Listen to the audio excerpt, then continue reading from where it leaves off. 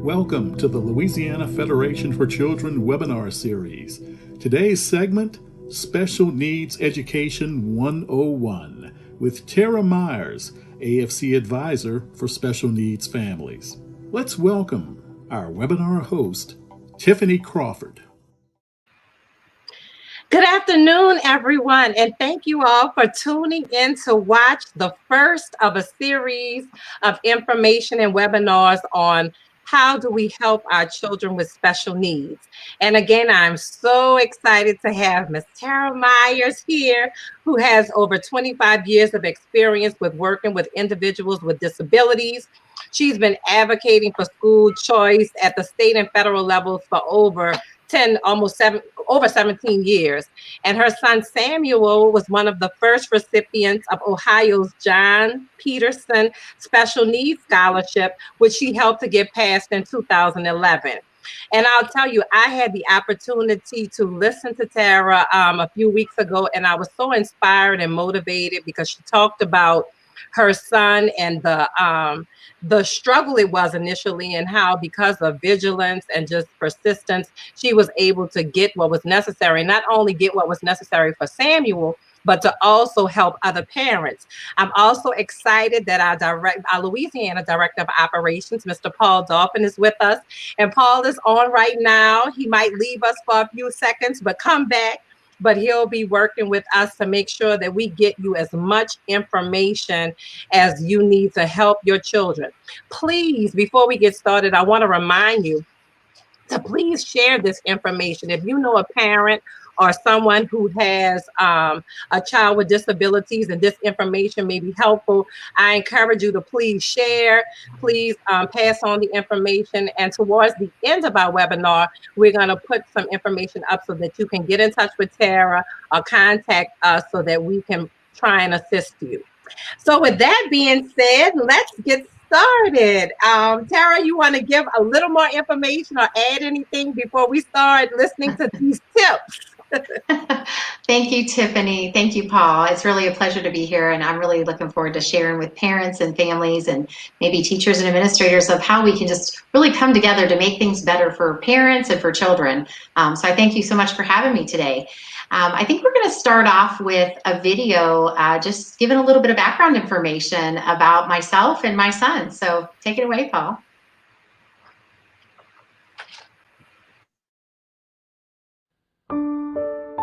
Grant and Ryan are working together. Okay. Soup. And who's going to make soup? Grant and Ryan. All right. And what about this one? Cut and work together. Well, it had to be about 7 years that my children were in school, and I realized that the programs that were offered through our local district just weren't what I felt was appropriate for my son.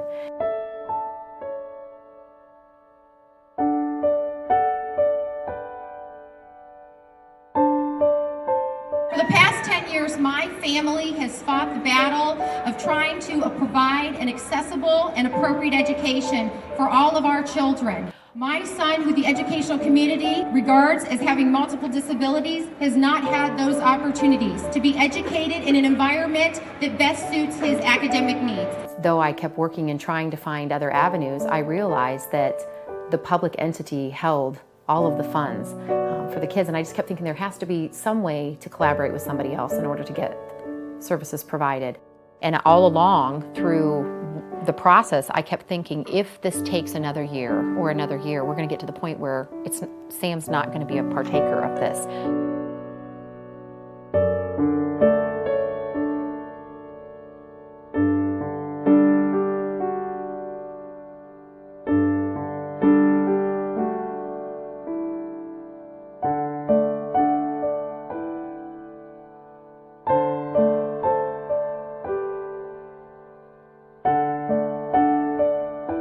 My daughters both came home from school and said, all these kids were telling us, what does all this mean? And I said, well, you remember the rallies and you remember the times I drug you down to the State House and all of that. I said it was all for something.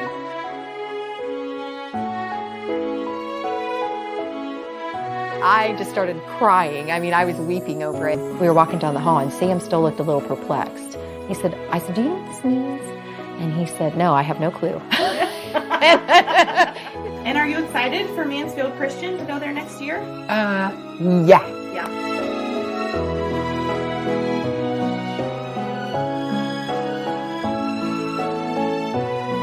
As soon as he hits the door, it's this explosion of just, pure joy to be here.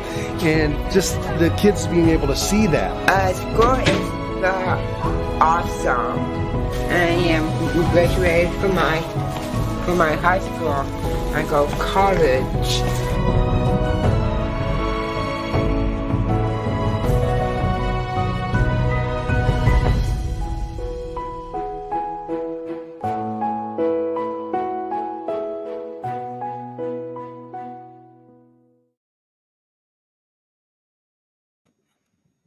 What an awesome, awesome video. Oh, that is just so wonderful to see. You know, we work with parents all of the time and try to encourage them to be advocates and to motivate them and say, look, don't be afraid. You can stand up for your children and you can ask for what you need. And many times, regardless of the child, the grade level, when we're talking about advocacy, many of our parents are confused, they're overwhelmed, they don't know where to start, they're given information that's not always helpful, it's sometimes ambiguous. So Tera, I guess we'll just kind of jump right into it. If you want to start talking, before we go into the tips, if you want to add anything about your journey with getting what you needed for Samuel, we would be delighted to hear. Thank you, Tiffany. Yes, I can relate to all of those things that you just mentioned. Feeling overwhelmed, feeling like there was this secret society if you as a parent needed to get services for your child. And if you didn't have the right password to get into that society, you were going to be given information that really didn't apply. And I just was a mom who wanted her son to be educated.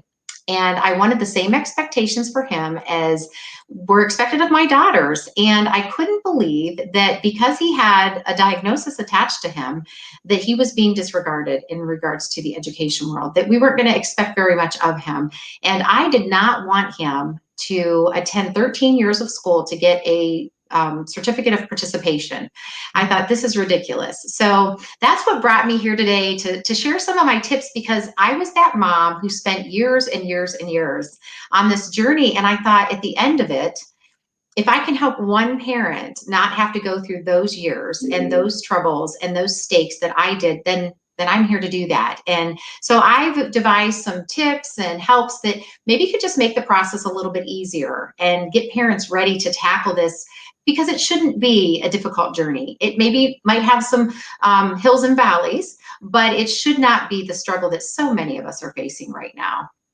So Absolutely. So let's start with our first tip. And the first tip is you are the expert on your child. Yes, and I fully believe that. Parents, do not be afraid to go into your meetings, whether it be the very first time that you notice that your child has a concern, or maybe you're just getting started on that journey and you're looking at your child thinking, we're about to enter preschool or kindergarten, and I think I might need some help. Or you're the parent that's been trudging along for quite a while and you need to ask for different services. Or perhaps you're like I was, you were fed up with what was being offered because it simply really wasn't hitting the target. So know, before you go into any of those situations, you are the expert on your child. And I know that seems something that should be so basic. However, what I found was I would go into these meetings and the table was full of professionals. Lots of people with lots of letters behind their names, and I was intimidated, and they spoke almost a different language. It was as if they had this secret code, and I oftentimes didn't even know what they were talking about. And then I'd walk away with this giant document, and I felt like they were saying I didn't know enough about my child, and they didn't really listen to me. So I want you to feel powerful and know that you are the expert on your child. It is okay to speak up and say, that's just great, but let's talk about my son or my daughter, and let me lay out for you how he or she learns best and what we can do, in my opinion, and in my expertise. That's always a good one, moms and dads and caregivers to use. In my expertise, how we can best meet his or her needs. And it's amazing when you go into any of those meetings, with that attitude, it is amazing what you're able to accomplish, because now you suddenly have the proverbial letters behind your name. So that's tip number 1. So parents, remember, do not be afraid to speak up. You are the expert. You know your child better than anyone else. And it's nothing wrong with letting others know that you are the parent, you know your child, and that you can offer some input in how it will be most beneficial for your child. So let's go to tip number 2, which says it is okay to know what you don't know. That's right. You know, with everyone that comes to the table, oftentimes, or myself, I felt very intimidated. I would write things down and they would complete this entire meeting. Maybe it was, hey, we're going to do some testing on your child. And I didn't really understand what those tests were for. And to be honest with you, it took me until I met this fabulous speech therapist when Samuel was going to be transitioning from preschool into elementary school. And she noticed the puzzlement on my face. And I had already been through a ton of meetings at this point. We've done IQ tests and we've done evaluations, and I was lost. And I was afraid to tell anybody, I don't know this, until this therapist pulled me aside and said, it is okay not to know what you don't know and to tell people. Feel no shame in that. And, you know, oftentimes professionals will start speaking over the parents or over the caregivers. And they almost sometimes, I felt, did that to intimidate me, to not have to go the extra mile. Not everybody, but it happened more frequent than not. And when I started saying, you know, transparency and honesty goes a really long way. When I started saying, you know, I have no idea what you're talking about, suddenly they put the brakes on. A few would only hit the yield sign and keep on going. And I would have to say again, hey, I don't know what you're talking about. We can't go forward because I can't be a productive member of this team. And I like to say that the parents and the student, they are the drivers of the special ed bus. And we're on, you know, special education is not a location, it's a service. And so we're on our way. We're on our way through life on this little bus. This service is taking us somewhere, and I'm driving, and if I don't know where I'm going, we need to stop and reroute. So it's okay to flatter them with appropriate admiration for their training and let them know, say, you know, I'm not an expert on this, you're the expert. So could you back up for a second, explain what this test is for, or explain what that documentation is for? I really need to understand you better. And sincere flattering goes a long way. Don't be fake, you know, don't be, you know, loading them with insincerities, but just sincerely saying, you are the speech and language expert, or you are the school psychologist. And could you explain that to me? And you know what? People really love to talk about how much they know. So. And that's absolutely true. And so if they're talking about what they know and I'm talking about what I know, my child, we put all of this knowledge together, and then we, guess what? We get the resources that we need to really, really be helpful to our children. Absolutely. So our next tip is keep the focus on your student. This is a big one, parents. This is so important. It is so easy to start comparing yourself with your neighbor who has a child with a disability, or a friend, or a family member, or maybe the school or the therapists or evaluators will start comparing your student. Resist. I say resist a lot. It's really important to remind anyone else that is doing the comparing, oh my goodness, thank you so much for letting me know how many students you work with, but could we focus on Johnny or Susie? And let's just really focus on what their needs are. And yourself, do not compare yourself to other parents. Nobody has your job. Nobody has your life at home. Nobody has your child.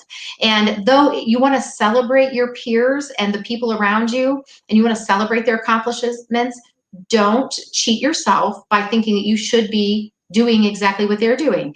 And they will then in turn want to celebrate you and your child's successes. You know, you're going to have setbacks. You're going to have moments where you're going to need to just, you know, take a break. But don't compare, as tempting as it is. And definitely don't let those in the profession or dealing with your child compare them as well. And that's really great. I know as educational choice or choice advocates, the reason why we do this work is because we know that everything does not fit everyone. And regardless of the similarities, the demographics or cultural similarities, there are differences. And so if we focus on what we need to focus on and not everything else, and be more specific when we're talking about my child needs this. And I know Susie needs something else, and they're great friends, but this is what my child needs. I think again, we can help our kids. So these are absolutely the greatest tips ever. Well, Tiffany, just to add in there, I used to think it was prideful for me to keep that my focus going. And then I realized, we're all putting this time together for this meeting or for this testing for my child. And if we're talking or comparing to someone else, that's being prideful, for the person that's doing that. And so I agree with you wholeheartedly. No two are the same. Yeah. So yes. So our next tip is ask for definitions of frequently used terms as it relates to the topic at hand. And this is so important because I know even in the advocacy space, we get a lot of acronyms thrown out at us. And sometimes it's kind of, can you back up and tell me what you're talking about? So when we talk about definitions and alphabets and the ABCs and 1, 2, 3s, it's important that we understand what is being talked about. Absolutely. It's like I said in the beginning, it's almost like they were speaking a different language. And oftentimes that might be an intimidating factor. I had the privilege of working as an administrator in the special needs program that I started after all of the advocating. And, I found that the group tended to not intentionally, but talk over you, over individuals. And I've caught myself doing it as well when I was in that administrator role and I was in admin meetings. And I realized that even my colleagues didn't understand my particular area. So I think it's really important, parents, caregivers, again, this kind of goes back to number 2, where, it's okay to say what you don't know. This is really important. Ask for a definition of terms, frequently used terms that relate to special needs or maybe your child's diagnosis. This could apply for your doctor, if you're going to a clinic, if you're going to a psychologist or a psychologist, the therapist, anybody that uses acronyms or different terms that are just really outside the realm. I mean, let's just be honest. I didn't go to college to become a speech and language pathologist. That's 6 to 10 years for, renewal, license, and just really getting, how in the world am I going to understand what any of those terms mean? But that speech and language pathologist is an expert in my eyes. And I will tell you, my therapists, they were a wealth of information. But I really, really knocked into their knowledge. And I said, I don't know what you're talking about. They were talking about, I couldn't even begin to tell you. And terms that equated to his inability to speak properly. And I said, could you just put that in layman's terms? She's like, he needs to put his tongue behind his teeth. And I'm like, well, that I can get, but she was talking in all these speech terms that didn't make any sense to me. And you know what? Those therapists, and I use those specifically because that's where I had the absolute most success. They were so willing to dig up that information for you and to really kind of fluff their feathers a little bit about what they knew. And they are truly experts in their field. And they want parents to work with the children because, that's like having 2 therapies at once. If you're doing in the setting, in the school setting, and then at home as well. So really, really, ask for the sheets of definition, go over them. Don't just take it home and throw it in the file, but really look at that so that when you go into those meetings and those tests, you have a handle and they take you more seriously and better collaboration happens. Great advice. So moving on to our next tip. Visit your state Department of Education website for the latest training and resources available. And Tara, when you talk about this, was there a lot of information on the website when you first started your journey? There wasn't. There was for children on the Ed Choice Scholarship, there were those options there. There was some basic information for special ed, just for teachers and schools, a little tiny bit, maybe a resource website for parents to visit to maybe find out where they could check out, hands-on resources, because it's been 25 years. And but then as the scholarships and school choice really started taking action and giving parents an option for their students, it's amazing. I mean, in our state of Ohio, they have to share that information that those school choice options are available. But also, I have found that our State Department of Ed has really beefed it up and provided lots of roadmap materials, as I like to refer to it. And, things like better teaching techniques that I think are good for their teachers, but I think they've had to step it up a little bit because we now have options. And that is really important. I mean, your state school may work perfectly for you, and I applaud you if that's the case. But for us, I jumped through hoops year after year after year. And finally, after 4 years of just complete and total exhaustion, I went to that website and I scoured it. Now, I want to warn you, there's a lot of information and you could get overwhelmed. Use the download button, save it as a file on your computer. If you're going to the library, because maybe you don't have internet access at home or your own laptop, go to the store and get a little jump drive, save those files there and revisit it when you have a minute. Now, I'm not going to lie to you. This is not the most entertaining material that you're going to read. Let's just be honest. You're not going to want to sit down and invite your friends over for a popcorn and a movie. But you will find that if you save it and you're in a pinch, you can go back and really find a lot of resources that you yourself use useful for your child's journey. So definitely take advantage. And when you don't have to leave your house and you don't have to go and sit on hold or wait for callbacks, that's a bonus in my book. That is. So when did you start seeing more information on the website? Was it gradual? Were you a part of that process of encouraging them to put more information for parents up? I wouldn't say that I was part of that. I would say that when our scholarship got passed here in the state, the John Peterson, and then we opened up a program at the private school that my daughters were attending because there was nowhere for my son to go that met his needs in our area. And I thought, oh, goodness. And I had already written, okay, here's what it would look like to have a functional learning class. And when I started that program, we had to go back to our public school and get permission to transfer his IEP. And you want to talk about a wonderful collaboration. They were afraid of me at first, and I was afraid of them. I had left. I had told them I was going to go find a way to do it better and for less, and that was a big thing for me to put out there, but they told me that I couldn't. And so I kind of accepted the challenge. So I had to go back then and ask for their favor. And what I did is I thought, once again, it's better to build a bridge, than to try to crawl over a wall. So I went back and I said, listen, I lobbied for 8 years to help get this bill passed. And I want nothing more than for us to collaborate together. So if you ever have any questions, give me a call. And my phone rang frequently. And, we helped each other. And so, just because change is coming doesn't mean it has to be a bad thing for everybody. So slowly, I think that competitive edge kind of turned into a collaborative edge. And I think that the state realized, everybody can help each other.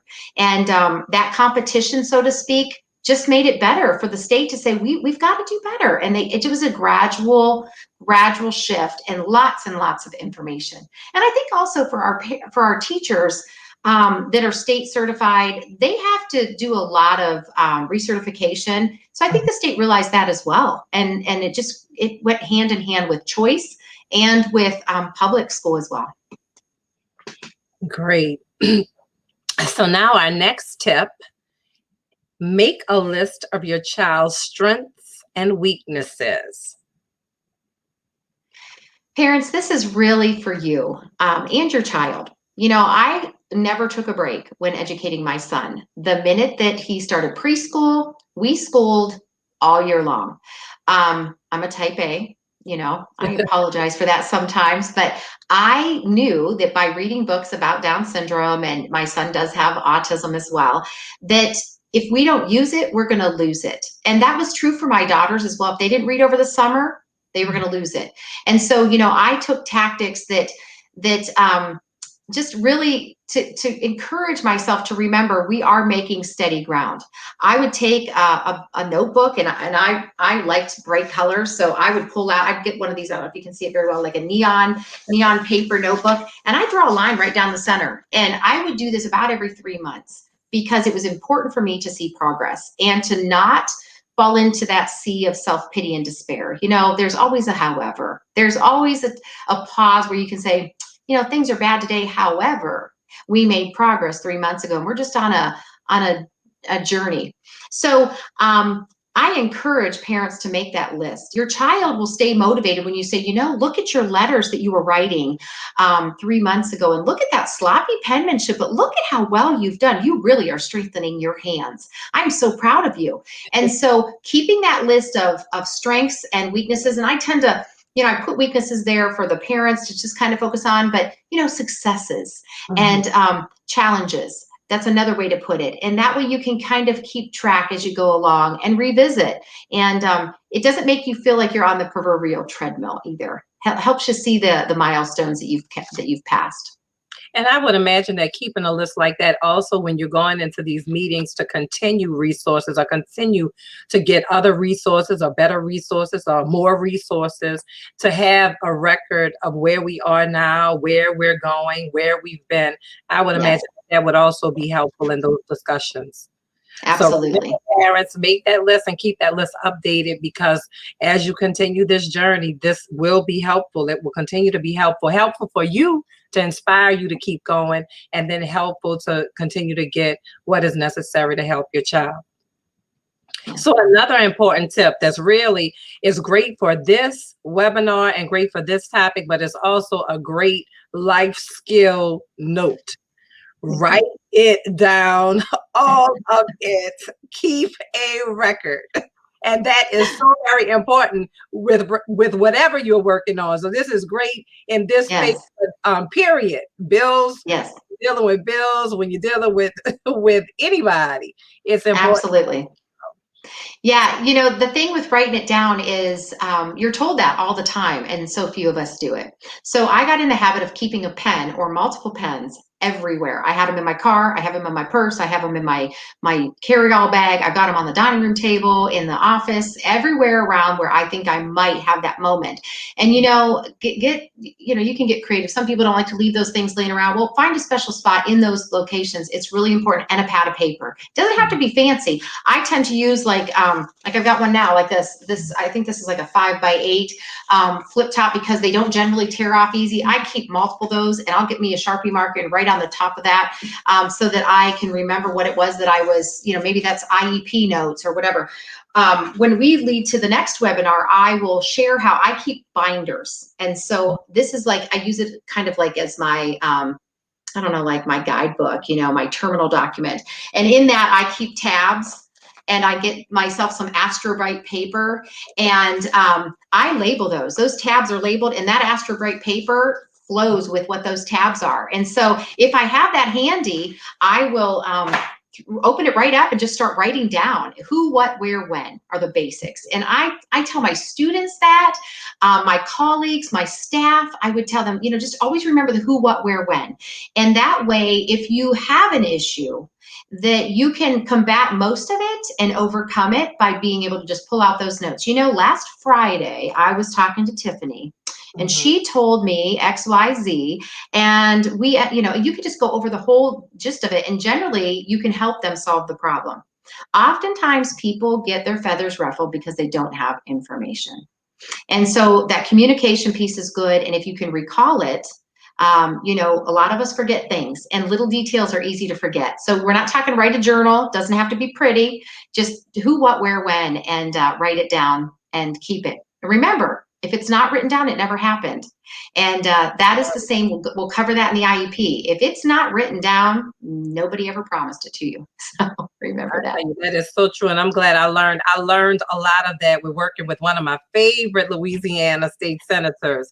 And you had to know, because if you didn't remember, she kept everything written down. So if you say, oh, no, we didn't say that. Oh, yeah, on January 1st at 2 o'clock, we said we were going to do this. And it really, really, that is something that I have kept with me. And it has really helped me to grow and helped me to keep up with what is necessary. So parents, please be mindful of that. You write down who you talk to, when you talk to them, what you talked about, because people get amnesia, not purposely. not it's not on purpose all of the time, but sometimes life happens and you get overwhelmed. But if you can go back and be able to remind someone gently of what was discussed and what you understood, I know that that is helpful. And that's helpful across life. So thanks, Tara, for that. And so our next tip is evaluate and reevaluate if necessary. This is important. If you expect that your child might need some help, you need to, according to the law, and I don't know all the specifics in front of me, but you have to put that in writing. You have to request it in writing. And some of the requirements are 30 days, some are 60 days. And sometimes you might have an evaluation. This happened to me several times early on because I was ignorant. I just didn't know what I didn't know. And they would do an evaluation that wasn't appropriate for my son. And I finally got smart on the second go around and realized that I needed to request that they reevaluate. Now, it was a little overwhelming for me to do that, but you know what? I insisted upon it. And most states, I know in our state, we get a packet. It used to be called Whose Idea Is It? And it's really the IED safeguards and policies for parents. And so every state has to give that out to just kind of give the parents an idea of here's what your rights are and here's where you can find it within the law. So I encourage parents to really look at that document. And if you don't have it, go to your Department of Ed's state website, see all of these kind of pile on top of each other. And if you wrote it down, that you sent it in and you wrote down where you found that, you can then reiterate and gently remind your school, hey, I asked for this evaluation and you're beyond the requirement, or you're getting real close and I haven't heard from you. I'm sure you've been really busy, but let me just gently remind you that we need to get this taken care of.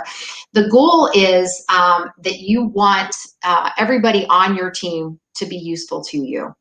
So I think it's real important that you check out the evaluators.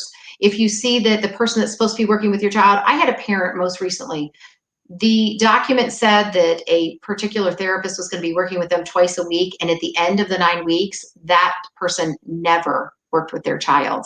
And because that parent was keeping an eye, she was able to request a reevaluation significantly sooner than what was required. And she was able to change services. So parents, do not second guess yourself. Ask where your child's going to be evaluated, who's going to be evaluating, when are they going to be evaluated, so that you as the expert of your child can say to them, oh, I'm sorry, but morning evaluations are just not the best for Johnny. He really does better in the afternoon. Or Susie really needs to have eaten lunch first. She gets low blood sugar and we need to make sure that she's on her top game. There's a lot of things that go into an evaluation, and don't be afraid to ask for a reevaluation. And your state should have ample information on their website also to be helping you with that. And this is great information. So parents, let's remember, you are the expert on your child. It's okay to know what you do not know. Keep the focus on your student. Ask for definitions. If you don't understand, ask. It's no shame in that. Visit your State Department of Education website. Use the resources that are available to you. Make a list of your child's strengths and weaknesses. Write it all down. Evaluate and reevaluate if necessary. And then when you do those things, we go to our 9th tip, that says, now you can breathe. You can breathe a little bit. And Sarah, it sounds like after we do all of that, we need to breathe. Yes, it gets very overwhelming. It really does. And you need to take time for yourself. You need to call up a friend and talk to them. I encourage you, if you're on this journey, you find a sounding board. You find a friend that I found several that had no idea what it was like to raise a child with a disability. They were just compassionate people. And we all need some of them in our life. And I would say, I need to do a brain dump. Maybe I had a really bad meeting, or maybe my child was simply just driving me bonkers, or I couldn't get answers that I needed. And I needed to just call them with a cup of coffee in hand and just dump. And they didn't know what I was talking about. So they let me go for as long as I needed, and then said, okay, let me encourage you. Let me tell you, it's time to get back on that horse and ride it through town one more time. And it's really, really important, because this is a long journey. Special education services, they are a service, but you're going to need to reevaluate them and use them over and over. And it's a lifelong journey. And with the right supports, the right schooling, the right resources, hopefully your child will be overcome most of their challenges. But some children will carry those with them for the rest of their life. And that's okay, but you need to breathe. Parents, you need to take a minute, appreciate what you've done. You know, sometimes, and I think I might have left this out in my notes, sometimes we need to make a list for ourselves and look at where we were and how far we've come and where we're headed. And I think that in that breathe process, we really can accomplish a lot to kind of just refuel. Absolutely.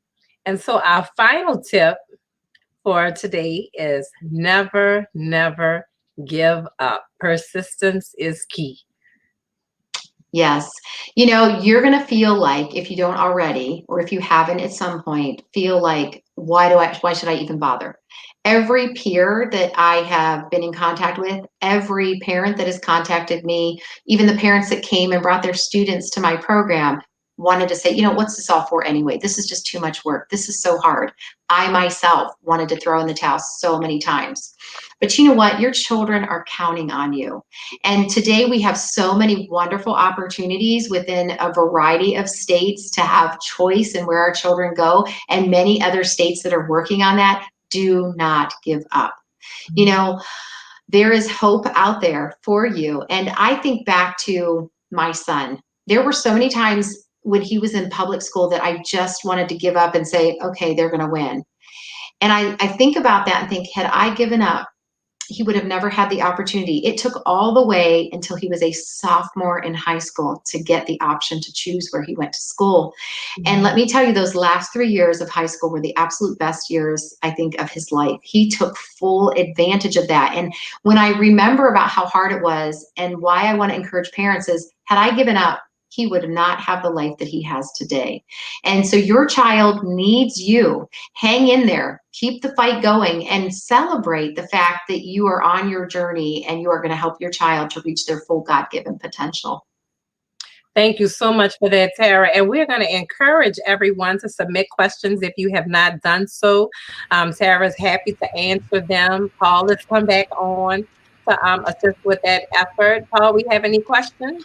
We do have questions, but before we get to them, for people who have not, if you're watching this and you've not had a chance to submit questions directly, you can text your questions to Tera, and we will get back to you with it on hopefully a timely basis. But you know, we want to make this a conversation and an ongoing conversation. This is the first of several webinars, and in a few minutes we'll talk about exactly some of the topics we'll explore as we go along. But I'm going to flash questions on the screen, and our first one from Pamela. What would you say to parents who feel ashamed to acknowledge that their child needs help?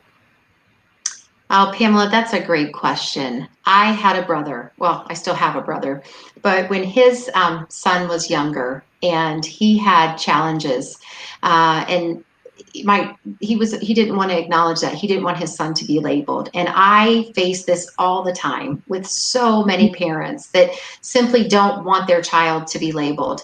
And I would encourage them. Sometimes you have to find gentle ways to bring that about. But I found, and I had the liberty when I became an administrator in a private setting, to sit down with those parents and meet with them and to share that we can pretend that this doesn't exist. And then little Frederick is going to spend the rest of his high school, junior high, elementary, whatever it may be, struggling and feeling like he's last in the class. Or we can find ways to support him. And I often found that I got lots of response from parents when I would come up with ways that they could support at home privately, and that we could work around their fears and acknowledge that that fear is real and it's okay. And it may be stemmed from parents maybe feeling less than about themselves, or watching how other children were treated when they had a difference, and just really acknowledging it and identifying the elephant in the room and saying, you know what? Our goal is to help your child to become the very best that they can be. Information, maybe give some resources, hook them up with some other parents that, or some therapists, sometimes little bits at a time can tackle that elephant in the room. All right, our next question. This one is a little bit specific, but maybe, Tara, if you can give a general answer that could help everyone. Any additional funding to support for children who are in foster care 6 years and the court deemed them special needs? So sounds like she's talking about a child where the evaluation is transitioning. Okay. Now, I don't have specific for this. I'd have to know a little bit more about the state that you're coming from or the actual circumstances. So that might be one that we might need to get back to. But I know in the state of Ohio, I'll use that for an example, just for example's sake. We had a law that was going through to try to get helps. And I believe, I'm not certain, so I don't want to be quoted on this. I'm not a lawyer or anything, but I believe that there was some headway in that so that decisions could be made for children that were in foster care, and they could be looking at choice options in regards to if they have special needs and needed additional services. So I think there's also a ton of agencies out there that can provide additional supports free of charge. You just really have to kind of, and I hate to use the whole just Google it. I don't like that, but depending upon where you're at, there's a lot of agencies that can help you. So maybe we can do a little bit more research on where you're at, where you're from, and the specific situation to just kind of narrow down what would really help you. Great. And this one's a little easier. What can children do for the summer? Oh, I love this. I really love this. My children are now adults. They're all adults. And I kept them busy over the summer. And they just, sometimes they didn't know. I have to say they didn't know until they were going into the 6th grade when a friend of mine stopped at the house and said, "Is your mother making you work?" And I just about lost that friendship. I thought I really had a good thing going here. Okay, so for this summer, I think it's essential that you go to the library, take advantage of library reading programs, add your own little incentive, all the things that your children like to do in the summer, hold them as little carrots. I don't know about you guys, but I always loved an ice cream cone or trips to the park, trips to the zoo, trips to the playground or the swimming pool. And so I would make up little certificates of reward. And I would have my children spend, and they did this, I kid you not, all the way through grade school and junior high. I would have them spend 15 minutes of reading every single day, 15 minutes of writing, and 15 minutes of mathematics. And some of the things that we did was we went to the Salvation Army and we volunteered. There was math, there was service, there was all kinds of different opportunities in there, and they got credit for that. We would go the reading program. We would choose books at the library, additional books, and I made a nice little chart for them. They did all my grocery shopping. Oh my gosh, you guys, don't ever do your grocery shopping again. Have your one child write the list, another child cut out coupons and give them bonuses. I let my children keep the money they saved by using those coupons. Sit at the beginning of your store. If you are in a safe environment and you feel that they're competent enough, if you have old enough children, I would go in there and I'd give them their list and they all would get money. And I'd say, you have to stay in the budget. And I would go do my own shopping while they went throughout the store. They had to use math skills. They had to use socialization skills. This was great for my son. Nobody could understand him. He had such a speech deficit, but our local Kroger's just loved this. I felt like it was the circus on display as we were coming through the grocery store because all the workers were peering around the aisles and watching my kids. And then they'd have to get up to the checkout and they'd have to use their math skills. So that's another thing that we did. We would go and serve our community. I would have them bake cookies at home and then go and deliver them to nursing homes. They had to read a recipe. Each one of them had to cook a meal. One had to do Monday, one Wednesday, one Thursday. So, have them cook. They have to measure and serve the family. So there's tons of ways that you can incorporate that into everyday learning and living. And then your child benefits and your teachers will be shocked when they go back to school and they didn't have a reading regress. All right, sorry, I could go on for hours on that. Well, we're having a conversation and Pamela wants to know about Sam. How is he? Oh, Sam is doing great. He's a pistol. Let's not fool ourselves. Samuel is working 2 jobs now. He's at the school where he graduated from. They finally hired him. So he's cleaning lockers and mopping floors and mowing over the summer. And he still keeps his job at the pizza shop. He calls it his dream job. He has 1 4-hour shift a week at Donato's, and he's the happiest pizza man you'd ever find. And he's got a girlfriend. Oh goodness, he's planning his future, and he keeps me busy. So that young man really took it. He appreciated all of our hard work as a family, helping with that law, and he appreciated the efforts that our community went to make sure that he had a quality education. Tara, thank you so much. You see all the comments. Everybody's Oh, excited. thank you. I'm listening to some of the things that they could have done in the summertime, and I'm wishing, like, God, I could have used that. Great.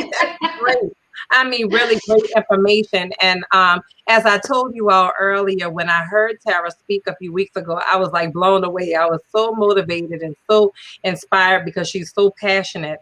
And then she really had to live through it. So she understands the challenges. She understands the importance of staying consistent as she sees it on the other side now. And so, Tara, thank you so very much for your words of wisdom. Please don't forget, if you come up with any more questions, guys, please feel free to text Tara to 52886. That on that platform, you can ask your questions and we will get back to you on that. So thank you again. And also be reminded, guys, that this is just one of many series that we hope to help. So I'm reminding you to please share this information. Also, put in your calendar, save the date, July 15th at 2 o'clock. We're going to come back and we're going to start tackling the IEP. And I know I get a lot of calls about that when parents are trying to navigate that. So please share with your peers, and remember, save the date, July 15th.